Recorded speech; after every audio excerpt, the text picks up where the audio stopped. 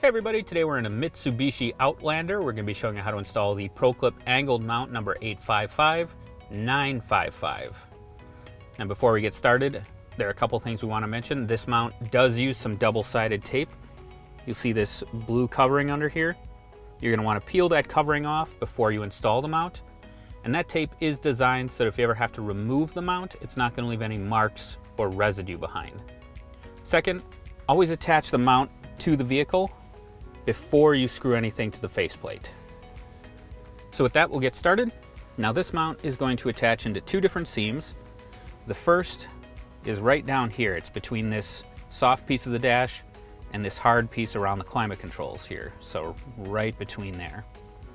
The second is up here, and it's actually right behind this silver piece on the vent. So the upper lip is actually going to go over the silver piece and into the vent a little bit, right in front.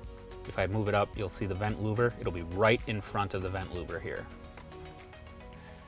So the first thing we're going to do, now we want to prevent scratches on this soft part, and this is a pretty narrow mount. So what we're going to do, we're going to kind of line it up like this, and I'm going to use my one hand to keep the upper lip in place and stop it from scratching the dash here. Like that. And then you can use my other hand, and I'm going to pull the mount downward, and I want to actually flex the plastic so I can get that lower mount into the lip. There we go. Now we need to do the same thing on top. We need to flex the plastic. So we're going to get our fingers underneath, and we're going to pull it up and over that silver lip.